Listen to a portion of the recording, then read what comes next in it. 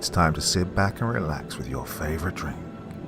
And listen.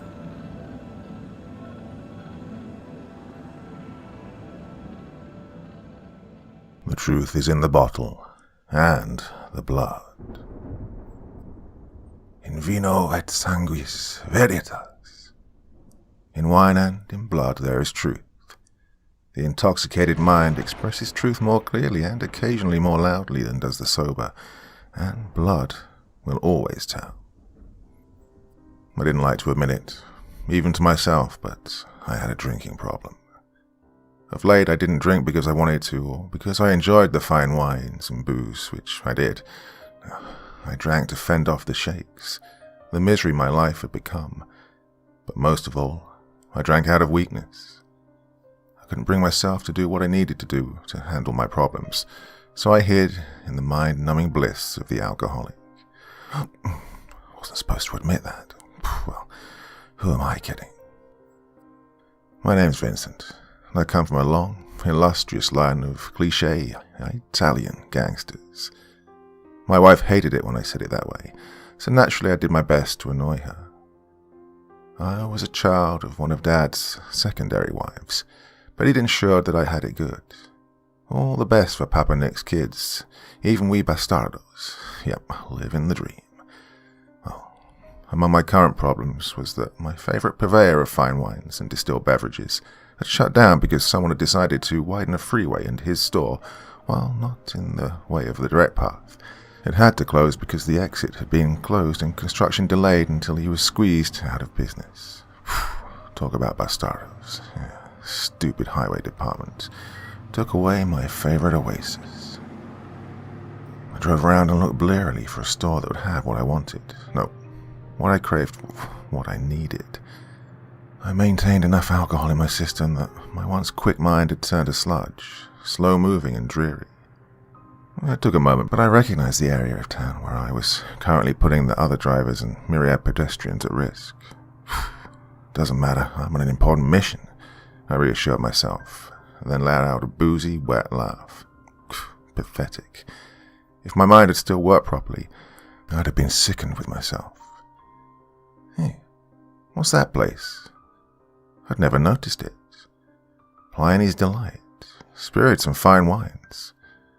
Well, I might have been a booze hound, but I liked my spirits fine, and at that moment, I could still afford them that way.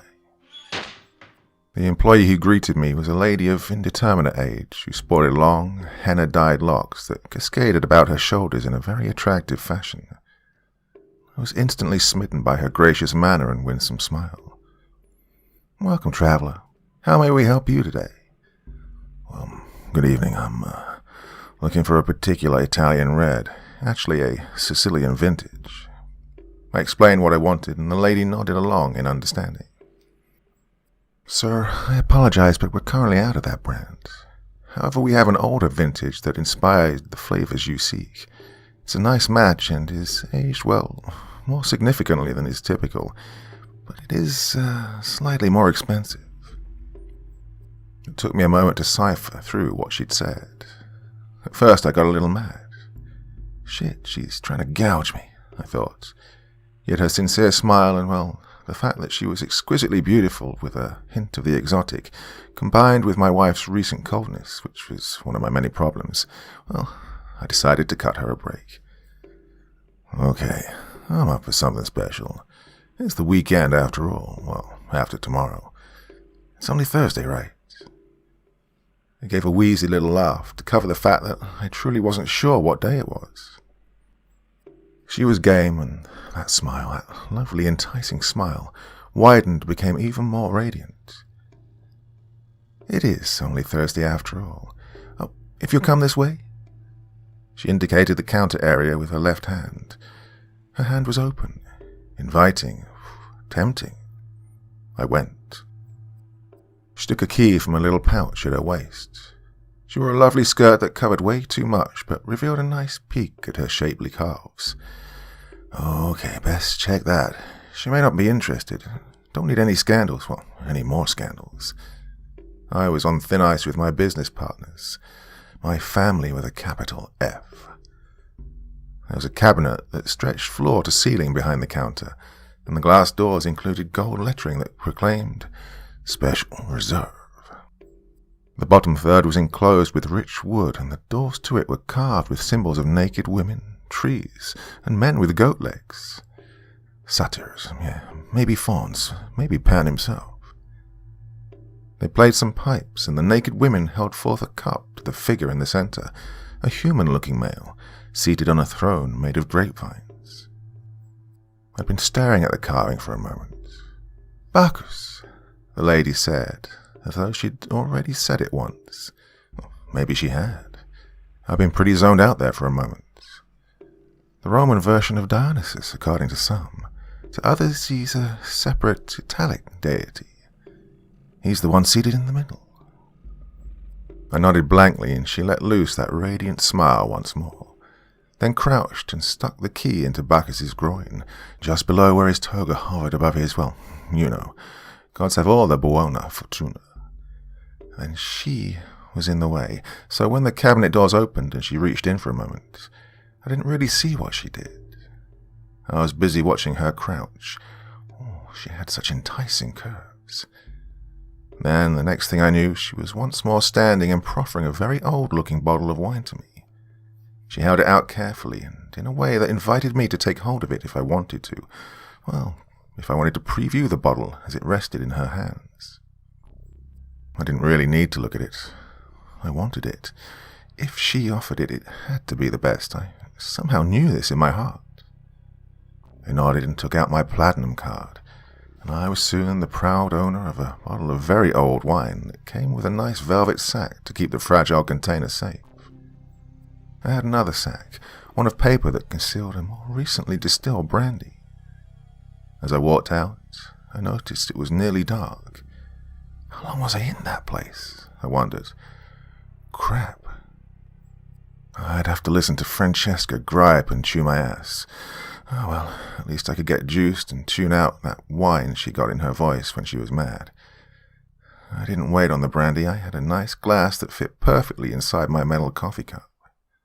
I could drink what I wanted, and any nosy citizen or stupid cop that looked would just see me sipping cafe. Sure enough, I barely hit the driveway and pulled in around back, and there she was, hopping away before I even exited the car. Where have you been? We've been worried about you. We had dinner an hour ago. I was about to start calling hospitals and police stations. On and on. I almost told her that I didn't need her wine. I had a very special reserve bottle of my own. But I didn't. I refused to confront her any more than I confront my personal demons. And on she continued. Chiara needs some help with tuition again. Dante needs new books and a new computer. You promised you'd take care of them. They really are trying hard to do well in school. God, is she still going on? I winced internally as I shuffled toward the side door to our far too lavish home. A home that I owned, but which was now filled with luxuries we could barely afford, at least on what I made for a living these days. I clutched the soft velvet of the wine bottle sleeve in the crook of my arm and slouched my way into the house and straight to my little office. Francesca chattered away like an angry squirrel close on my heels the entire time until I closed the door on her and locked it. She stood quietly for a moment, then raised her voice and started accusing me of neglect and even abuse. How dare I ignore her? How dare I shut a door in her face? Then she started in with the crocodile tears. God, had that ever worked? Well, yeah, in our early days. She could push my guilt buttons because I loved her and wanted her to be happy, but all of that had been washed away in emotional frigidity and liquid fire. I heard her stump away as I dug out my nice corkscrew and opened the bottle of my new favorite drink. I took only a shot glass full of the wine. It had been very expensive, but well worth it.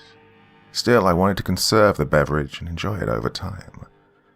I was already fixed from the brandy, so the wine was purely a connoisseur's delight. Even mildly inebriated, I enjoyed the smooth and many-layered textures of the ancient vintner's art. By the time I decided to stumble to bed, I was surprised by my son in the hallway. He'd been clearly waiting close by to ambush me. Dad, I can't believe you closed the door on Mum like that. You know I've been waiting like all afternoon to speak to you. That's what his mouth appeared to be saying, speaking in his snivelling tone and peppering each sentence with the word like, and ending with an upward whining inflection, as though every statement was a question because he was too spineless to make a statement unless he knew that the other party would just ignore him, as I normally did. What I actually heard, though, in my mind was, I don't know why I bother speaking with you. I wish you'd just send a deposit to my account and then go pass out. I effing hate you. It was a surreal experience, as though he was a foreign language movie with a dubbed voice. Well, I, ain't none too fond of, you either, boy. Why don't you, grow up and, get a job, you sniveling little loser? The words were out of me before I could stop myself. But, well, they felt pretty good and were certainly well-deserved and long overdue. The little idiot had no idea what I did for the family every day, and of what I'd done in the past. His biggest responsibility in life so far was to pick out a video game for his moronic friends when they got together online. No one would put up with a little turd in person. Well, I said more. I lit into him until he was sitting on the floor, head buried between his knees and covered with his folded arms, crying. And then I went upstairs. I was no longer groggy. In fact, my mind had become preternaturally sharp. Not in the way that an inebriated person believes himself to be, but with senses humming and my mind focused, my feet sure on the stair steps. Oh, great. The boy's outburst, or more likely my response, had awakened the harpy. Francesca met me outside of what had been our room for so many years. I had all but moved into the guest room in recent months. There it was again. Her mouth was moving, saying things, predictable things, but what I heard was, "You attacked our poor boy. He's so sad. All the prescriptions he needs, but no sympathy from you, you monster. I truly hate you. We all do. I want a divorce, but we're stuck until the kids get through college and move out on their own. Well, at least I can keep screwing Gary and get the satisfaction of cheating on you with a whim." What? You're screwing Gary? You cheat and the best you can do is that piece of shit accountant? He's a total pencil-neck geek. You truly are a whining and worthless skank. You want a divorce? Why wait. I'll file tomorrow morning on my way to work. In the meantime, you and your poor boy can pack. Well, she stood there, gaping like a freshly caught fish. This time her mouth moved, but she didn't speak at all. She couldn't speak. What's the matter, whore? Gary Cat's got your tongue. I stalked past her and toward my room. It was mine for real. I wasn't going to leave. I owned the place and she'd signed a prenup. If anybody left, it'd be her and those worthless brats she'd whelped and spoiled. Next morning I awakened, well rested and in a bright frame of mind. I realized that I clutched the bottle of very fine wine in my arms and I placed a shot glass on the nightstand. Normally I'd be trembling and craving a drink. Yet, this morning I didn't. Well, I wanted a drink, but I didn't need one. Got ready for work. Friday at last. I felt a little hungry, but I really didn't want to have to speak with my family, and I certainly didn't want to listen to any of them, so I filled the tiny glass and sipped at the amazing vintage until it was bone dry. I eased out the back door and managed to escape the driveway before anyone noticed. Dante would be too embarrassed to even look at me for a while, and Francesca, well, that slut would be too scared. She'd admitted her infidelity, hadn't she? Well, she certainly hadn't denied it. I stopped for a light breakfast at a little neighborhood diner I liked. The lady behind the counter, Margaret, greeted me as she once did more regularly, but well, I hadn't been eating much lately. I've been on a liquid diet. "Hey, Vincent. Good morning. Haven't seen you in a while. You doing okay?" Well, that's what her mouth said, but what I heard was, "Wow, looks like you actually took a shower. Haven't seen you this clean and well-dressed in a while, and whew, miracle, no booze breath. Good for you, Vincent. You was always a nice customer before." I paused in the process of taking my seat. And this was weird. Last night I could excuse the illusion as part of my intoxication. Yet here it was daylight. Me completely, well, as close as I've been in a long while to being sober, but it was happening. I was hearing the words she wanted to say rather than what she actually said. It was such a disorienting juxtaposition. I didn't know what to say, so I just smiled and took a seat on one of the stools at the counter. I ended up leaving her a nice tip for her kind thoughts. After breakfast, I called in and let the secretary know I'd be late since I needed to drop by and visit my attorney. The response I heard was, "Yeah, sure. I bet you need your rest, Lush. Don't worry, though. Everyone else will take up your slack. Now I'll have to listen to your bitch half-sister rant about how worthless drunk of a brother. Oh, thanks, asshole." I wondered while I was eating whether my perception would still be different than what people actually said to me when I used the phone. No way Anna would have spoken to me that way. No matter what an ass I was, she was invariably polite, her features consistently inscrutable. Something weird was happening. With my newfound clarity, I knew that it had something to do with the wine. Well, I'd have to go by Pliny's Delight again and speak with that hostess about just what was included in this elder vintage. Oh, great. Like I have time for your bullshit this morning. Why can't you greasy gangster wannabes understand that you need to make an appointment? That's what I heard, instead of the falsely polite greeting that Joel intended to send. I smiled and just decided to use the gift for a while. Oh, hey, I'm sorry I didn't make an appointment. I know you're getting early to do prep work and took advantage of that knowledge. It's just that we're ready to divorce and I'll need your help on this one. She crossed the Rubicon. She was unfaithful. Clear violation of the prenup. He stared at me a little blankly, processing the information. He was a dick, but an excellent attorney. Never mind what he said. This is what I heard. Yeah, well, who could blame her? She has a great counterclaim, with you being a booze hound and all. She even have any proof of the infidelity? Well, she's a nice-looking woman. I'd certainly do her. Well, might as well dive off into the Q&A. Apparently I could hear mental clutter as well as conscious thoughts for as long as the person spoke. Well, I spent the next half hour answering his questions and figuring out what I'd need to do to get the ball rolling before she could prepare. It was hard to separate at first, but the more we talked shop, the more his words coincided with the movement of his mouth. I didn't know for certain whether his mind and words had synced, or my perception had clouded. Maybe the effects of the wine had worn off. We wrapped up and I left the office, afraid I'd already lost track of my newfound abilities. If not, this power would be great if we had to go to court.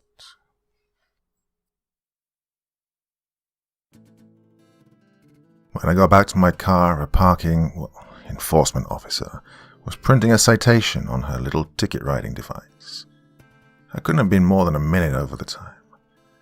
"Excuse me, ma'am. That's my car. I'm here and ready to go." She turned around with a nasty little bureaucratic smirk. "Yeah, well, too late, dickhead. I've already printed, so you can take it up with the municipal judge. Go ahead, argue with me. Come on, sucker. After I embarrass and humiliate you, I'll get on the radio and call Officer Turner over to sling your ass in jail." As best I could tell, she'd said pretty much the same thing, but more politely, and without the immediate threat to call in an actual officer. I thanked her, explained how I truly appreciated her service and hard work, and that it only meant to save her some time. She looked astonished that her little snarky trap had been sprung but left empty. I took the stupid citation and got underway. Well, the true test would be my legitimate business partner, Linda, my half-sister by yet another secondary wife. She'd been bad-mouthing me for a while, granted with good cause of late, but it had started long before my drinking had gotten out of hand. Come to think of it, except for the special reserve wine, I hadn't consumed any alcohol since the brandy last night. Yet I was feeling fine, still alert, still sharp, not even a slight tremor. I greeted Anna as I breezed by to head to my office. "Good morning, Anna. Thank you for holding the fort. Anything pressing?" I knew there wouldn't be, but I wanted to hear what she'd really say. She looked at me with a little surprise. "Good morning, sir. Nothing waiting for you, but a fight with your little sister. She's gonna kick your ass." I waved and nodded and continued on my way, and sure enough, when I entered my office, there was Linda, crouched over the keyboard at my desk. She was already scowling and spared me a look of utter contempt as I closed the door behind me. Oh, I couldn't wait to hear what was really on her mind. "It's about time you got here, you worthless sack. What's the matter? Tie one on last night? Like every other night? I'm tired of complaining to Daddy. You need to go. Your crap's sinking the ship." I took one of my guest chairs. They were in many ways more comfortable than my office chair anyway. I had to stop by to see my lawyer. Not your concern, but I'm divorcing Francesca, so I may have to work on that some over the next few months. I know you snivel to Daddy regularly. You've been doing it since the start, placing the blame for every failure, yours and mine, at my doorstep. Well, that's just who you are. I held up my hand to forestall her verbal riposte. Thing is, neither of us would have had anything if our father hadn't given us this little business. It's easy enough work, and we don't even own it. Just manage it for his corporation. When I'd held up my hand to actually finish saying what I wanted, the gesture had made her angry. How dare I speak up on my own behalf? Okay, what I heard. "Course I tell Father. I'm in it to win it. You've always just gone through the motions. Don't be too sure that I won't own it all soon. Daddy's getting old and is ready to start dividing up his empire. Then you'll be out on your ass. You and your whore wife and those deadbeat brats of yours, if they are yours. Oh, if only you knew that she's screwing our outside accountant. I caught on months ago." Well, I must admit that I was shocked that she knew about Francesca and Gary and hadn't said anything. I was even more shocked that Papa Nick was about to cut me loose. I didn't think it was that bad. Yet I played it safe and went through the motions of apologizing and catering to her, the loser bit to which she had become accustomed. Oh, if only she knew. When lunchtime rolled around, I called Papa Nick and asked for a meeting. I would have had to speak to him about Francesca anyway. He was old school to a ridiculous degree. Some things he'd let slide, but he frowned on divorce. Yes, I was sure that this was one instance where he'd side with me. It was one thing for a crime boss and his associates to have secondary wives, but in the double standards of his world, wives just couldn't have affairs. That was a deadly sin to him. He was, surprisingly, available. After I parked my car outside of his office building, I stopped and drank a lunch of Verit Sanguis, whatever that label on the bottle said. Well, the label was old and distorted. I couldn't take any chances. I really needed to know the truth of whatever my father was going to say. His secretary greeted me calmly and sent me straight in to see the big kahuna. He didn't rise nor offer to shake my hand. His favorite goon Frank loomed in the corner and nodded as I took my seat. Frank was unlikely to speak or participate. He was essentially a piece of lethal furniture, there just in case. Well, the old vino was working well. "So, how do you want to waste my time today? Come to snivel about your slut wife? I may not be able to let it slide, but I can't really blame her. You dickless little turd. Outmanned by an accountant. Maybe we should do a DNA test to see if you're really my son. Who am I kidding? With that nose and those eyebrows? Gotta be mine. Besides, his mother would never have screwed around on me." I think I surprised him when I smiled. All I'd seen his mouth say was, "I'm busy, so make this fast." I'm sure he expected me to assume a groveling pose. "Yeah, well, I'm sure Linda's already told you. Francesca's having an affair with the outside accountant. I hope you'll hold off on any direct action until we reach an agreement. I'm still putting together proof. Oh, I will definitely get a DNA test on Dante. That dickless little turd can't possibly be mine.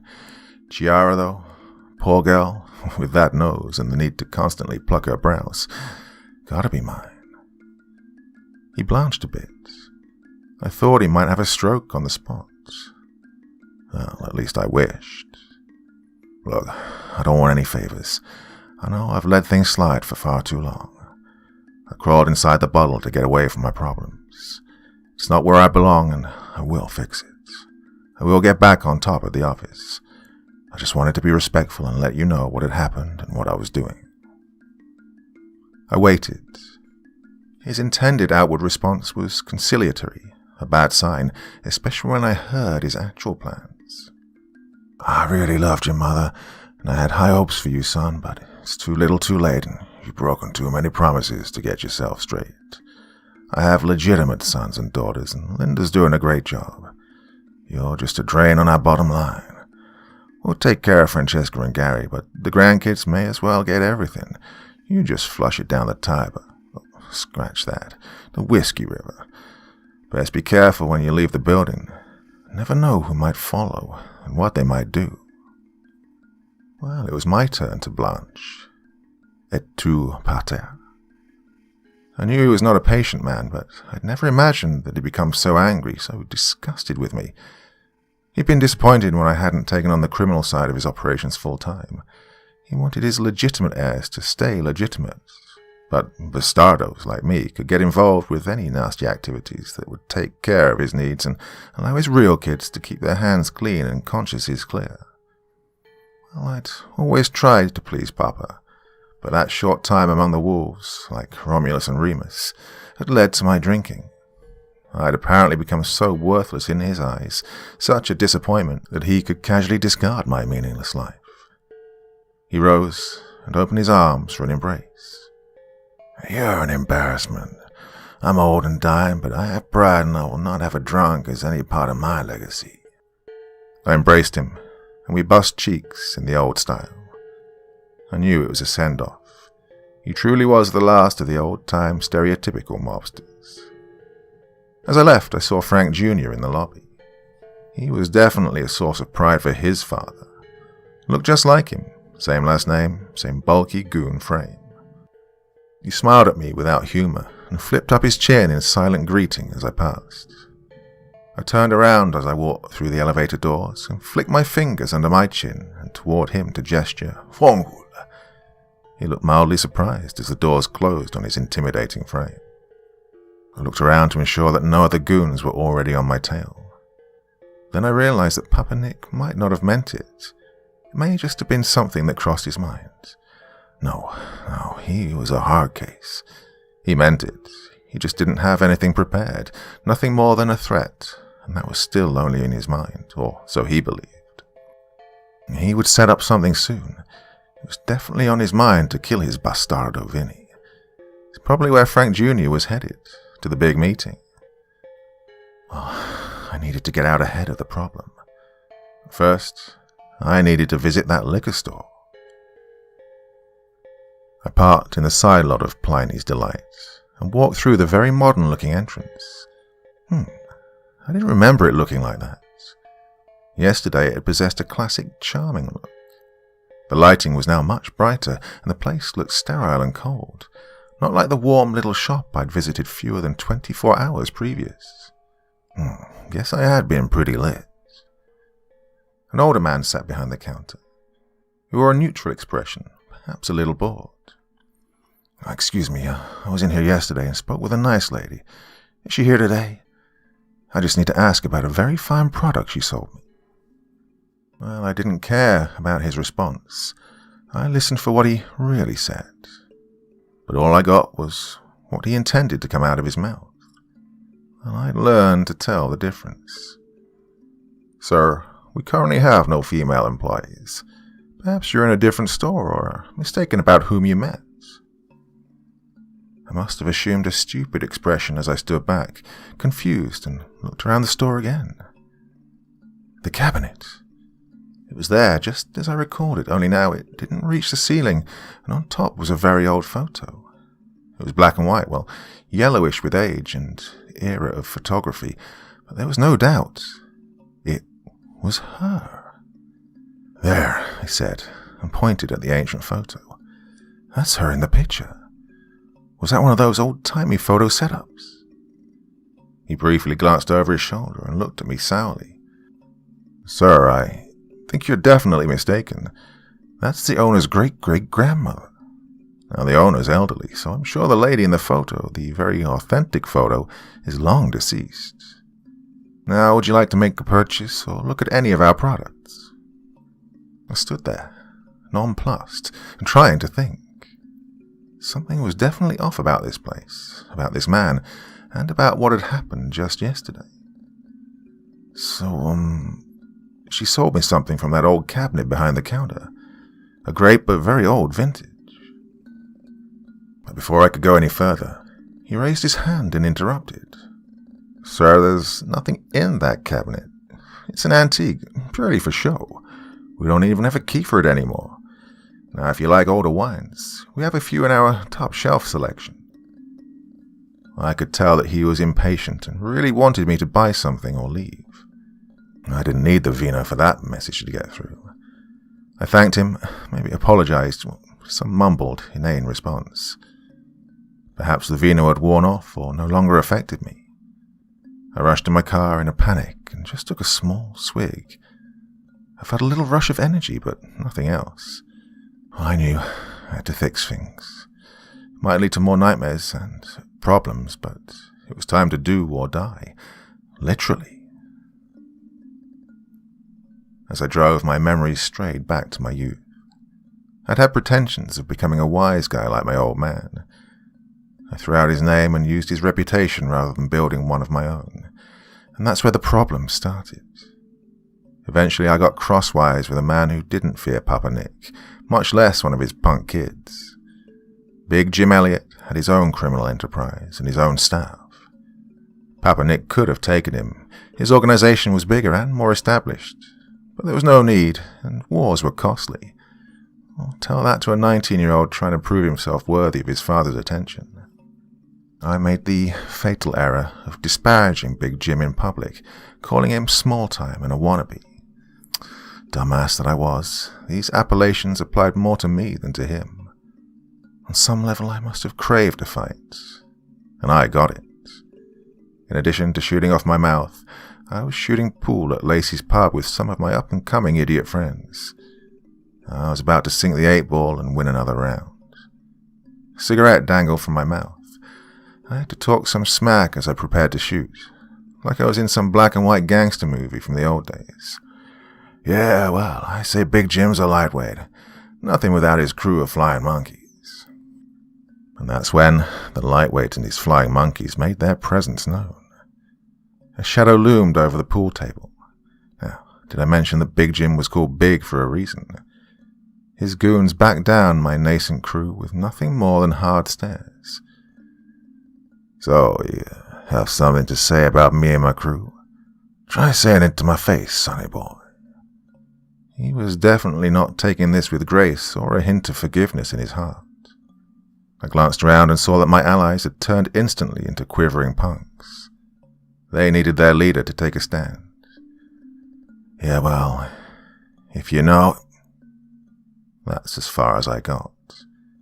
I don't even remember the rest of the thrashing and stomping I got, and didn't feel it until I regained consciousness in the hospital. He'd knocked me out cold and then given me the thumping I'd needed for my entire life to that point. Papa Nick stopped by the hospital to visit, and to ensure that I didn't finish digging my grave. "You will publicly apologize to Big Jim." He pronounced it like a sentence, and that's what it felt like. Through the labored breath caused by my cracked ribs and broken nose, I tried to object. "But Papa, everyone knows he's just a fad. He has no staying power like us. He held up a hand. "I'll stop you there, Vinny. There is no we. If you want to follow in my footsteps, you'll have to prove yourself. You have no right to ride on my name. You'll have to do things that will wash away any notion that you're soft, weak, or a fool. Take actions that'll instill fear in others so they completely forget what a punk you were today." Well, now, it seems the vino worked on me even when I talked to myself. I saw my next destination ahead, a building where a certain accountant worked, a real pencil neck. My blood began to boil, but I had to remain calm, composed, so he had no idea that I knew. He'd assumed that I was drunk and had mistakenly stopped for a non-existent appointment. He worked out of an older building downtown. There was a camera on the main entrance, but none anywhere else.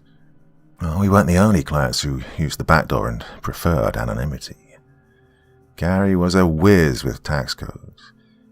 We had regular accountants for day-to-day operations, but he kept us away from federal, state, and local scrutiny.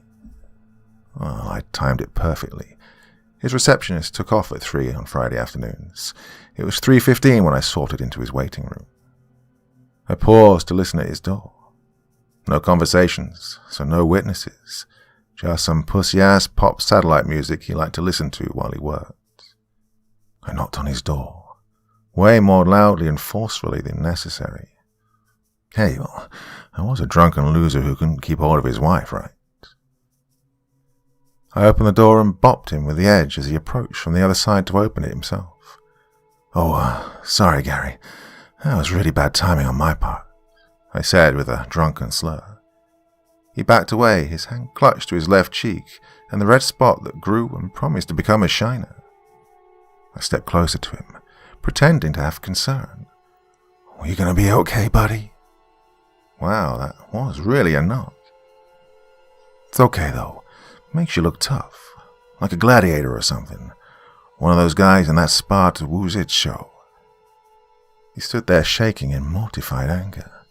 He wanted to lash out, but he knew that he couldn't. He spoke assuaging words of forgiveness, but this is what I heard. You drunken moron.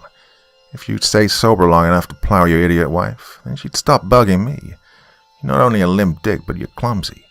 Why don't you go dive off a bridge or something?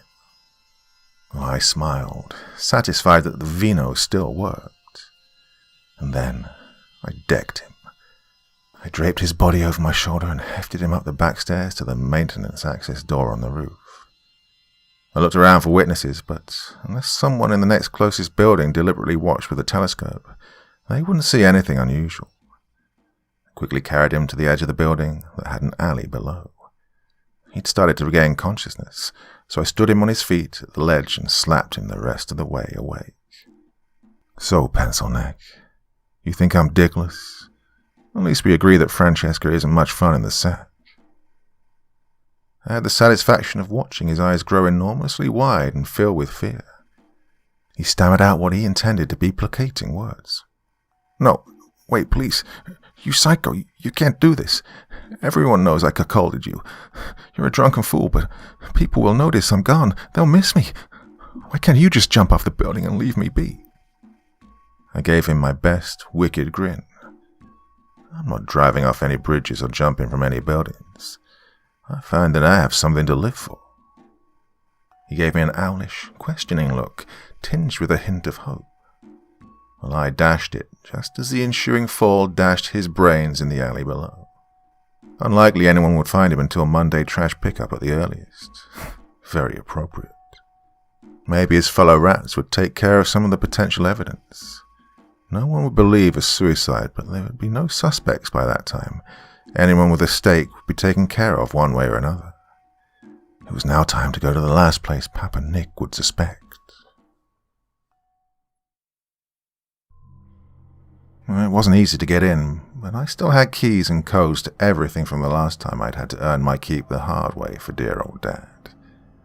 I knew that, except for the cleaning staff and a goon on guard, no one would be at his home. His real wife would be at yoga. It was getting late. He'd be leaving the office soon and headed home to where he did his true work, where he talked without reservations about his criminal enterprises, his sanctum sanctorum. I made it into the residence. Servants' entrances are awesome and usually forgotten, especially in these days when few people had regular servants, just contractors.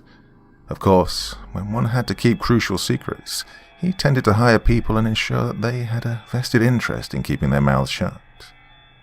It looked like the cooking and cleaning staff was gone for the day. I eased past the media room, where a hulking figure sprawled watching some sports show. The on-duty security. Almost there, and Excelsior. The office. I rifled the Circus Maximus-sized desk and found what I wanted for supplies. I used the restroom and then took up my hunting stand in what would have been the closet if this had been used as a bedroom. Hunting stand. I laughed internally, like I'd ever hunted mere animals. I liked animals, and I didn't need to prove anything. Plus, who wanted to go to the woods? Well, the time I'd spent in them had been invariably unpleasant. I settled onto a box and leaned back against the wall. I dozed off with thoughts of my first trip to the woods, but the hunt had already been completed before we arrived. I wasn't in the woods. I was in a car. Frank Sr. sat beside me. He was my handler and coach on this first return to glory mission. I was nervous, naturally. I participated in getting some people back on track with a little rough stuff, but this was next level. I was in college. I should have been home writing papers or something. Instead, I was in this beater car with a souped-up engine, sitting beside Frank Sr., his garlic breath, waiting on a certain business associate of Dad's to leave his favorite side-piece's apartment. The memory was just like then, but I drifted out of my body and saw from above as the 30-something man in an expensive but rumpled suit walked out of the building. I heard Frank Sr. say, "That's him." I didn't feel the nudge, but my younger body did, and both of us left the vehicle and walked towards the man. Frank Sr. kept an eye out in all directions, but my body was laser-focused on the intended target. As we drew near, the man, about to put the key into the lock of his car door, paused and looked up, startled. So much for the afterglow of lovemaking, I thought to my dream self. Then my body raised a little revolver and put it to the man's eye. I heard a faint pop as the small-caliber pistol fired, and the man collapsed, quite thoroughly and very convincingly dead.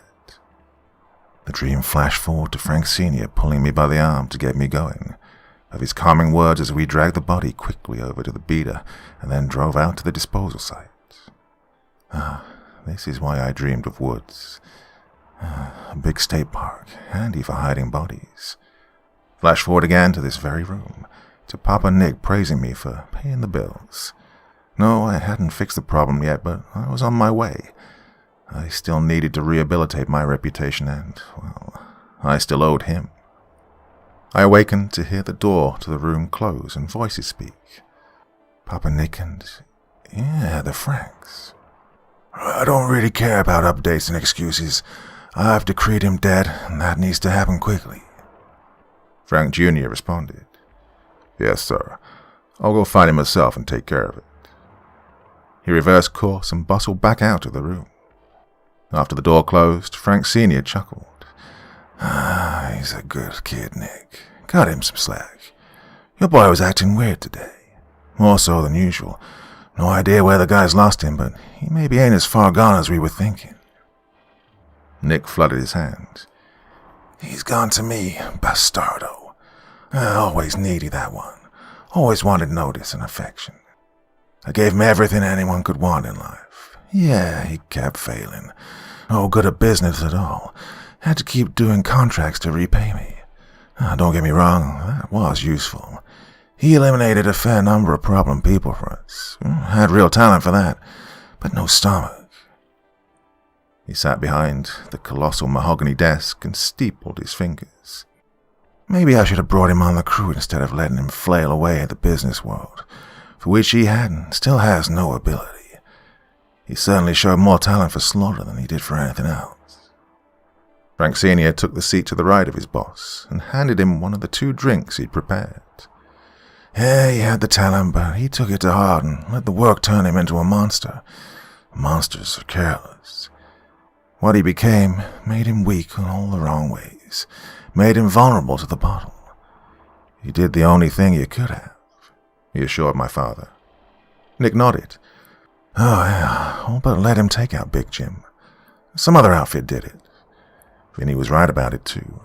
Big Jim was a punk. He sucker-punched my boy, and my boy's big mistake was picking a pussy crew. Started him down the wrong road, and he never gained any self-respect." He sighed with finality. Oh well, water under the bridge. Soon to be a body in the river. He grinned and raised his glass in salute to his closest friend and his soon-to-be-dead son. I sat and listened and wondered if I was hearing the unvarnished truth. I'd slept and hadn't had a dose of vino. Yet these two were old friends. No doubt they were speaking as honestly as either ever did.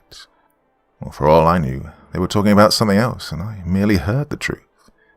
In any case, my father, whose approval was all I'd craved in youth, and his best friend, whom I'd wanted desperately to see as an uncle, a mentor, a centurion to hone my skills, had just agreed that I was a write-off.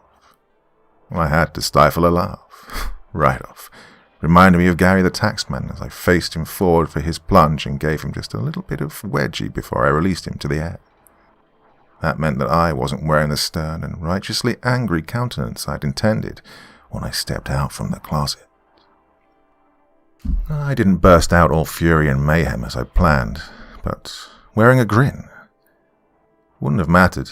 The room was soundproofed, and dear old Dad's large caliber pistol was equipped with a silencer. Yet the drama became all business when I walked into the office room. First, I shot Frank Sr. in the head. Once for fun and once to be done. The way he himself had taught me, though the large caliber did make a mess of things. Papa Nick whipped open his top drawer and dug for the pistol that currently filled my own hand. I waved it in a side-to-side gesture that mimicked a shaking hand. He reached down to retrieve the little derringer he kept on his ankle. I stepped around the side of the desk and stomped on that ankle. He barked out a high-pitched cry of agony, then slumped out of the chair and curled himself on the floor, all while clutching at his wounds. Oh, come now, Father. We must show some dignity, some style, some gravitas. The lessons you ground into me. We must keep up appearances, best practices and all. He stammered with the pain, with age, with an already diseased and damaged heart. Vinny, please, we can talk. Why are you doing this? I favored him with my most sinister smile. Oh, you talked, and I heard.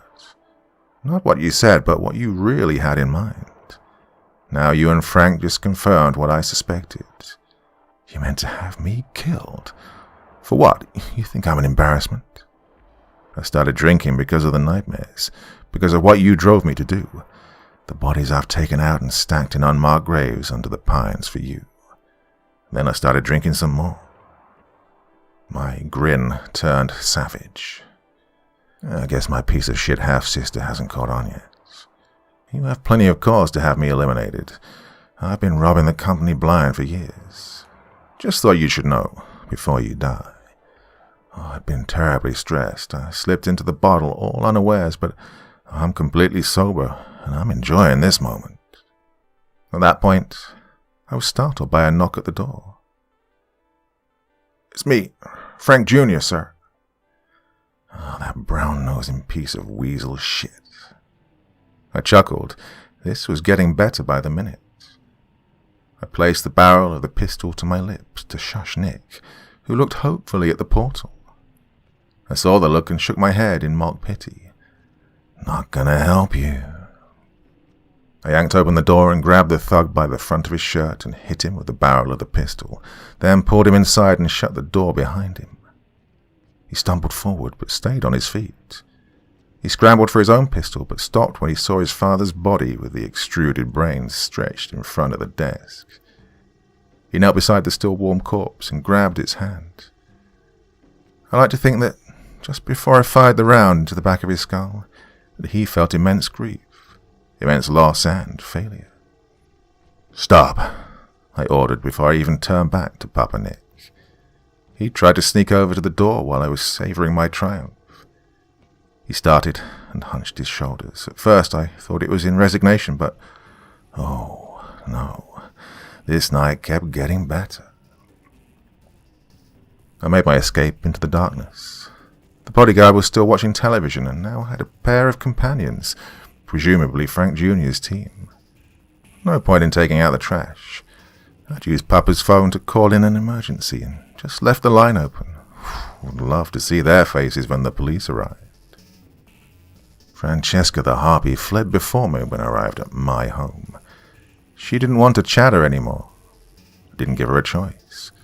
Freshly fortified by the vino, I cornered her in our bedroom, my bedroom, and I heard, "Vinny, I'm truly scared.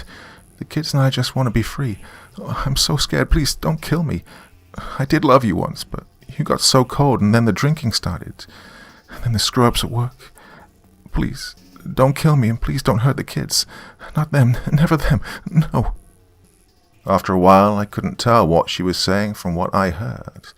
It was the same babble to which I'd grown accustomed. Oh, I can't believe that I ever loved this thing. Now she disgusted me. Used up, frightened, feeling genuine terror at my approach, at what I'm sure appeared to her like a stone-faced enforcer. Well, in wine there is truth, and in fear there is as well.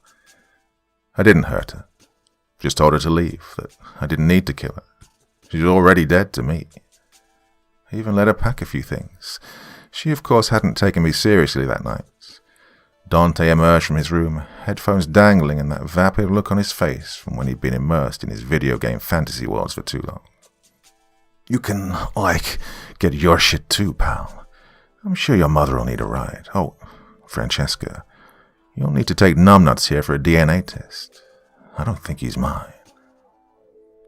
And within 6 months, I cleaned up my world. I didn't keep the money I'd embezzled from the company. I used it to trap my hosebag half-sister. I really hadn't meant to become an alkie. At first it was just a way to numb my conscience. Then it was a show, a farce that became reality. I patted the old bottle with the exquisite velvet cover. It was nearly empty now.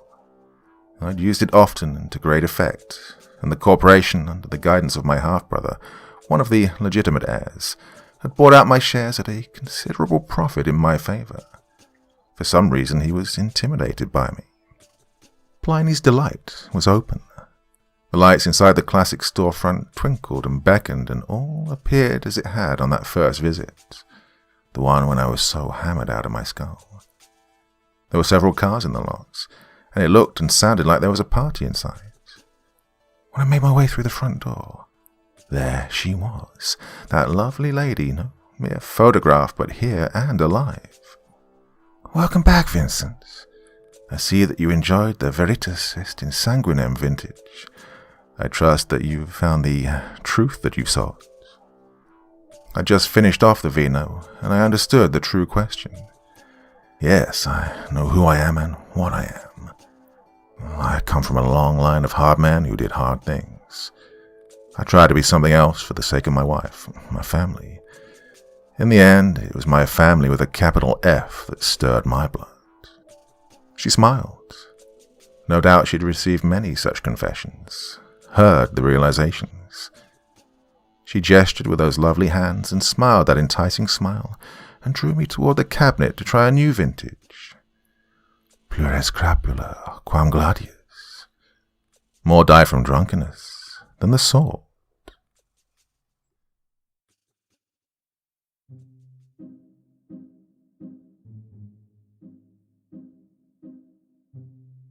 So a pretty nice way to start off the new year there.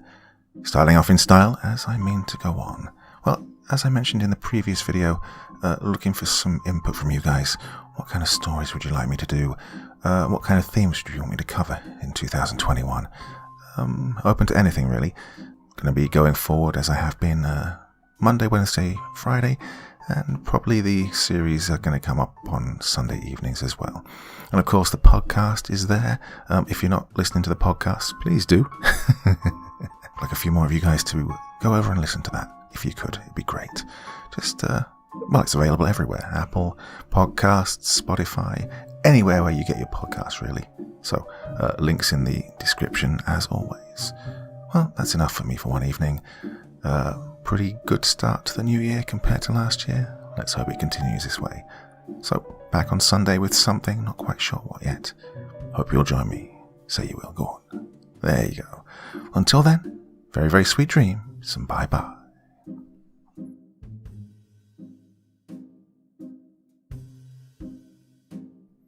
Thank you so much for taking the time to listen to this story today. Really means a lot to me and to the author of the story, of course.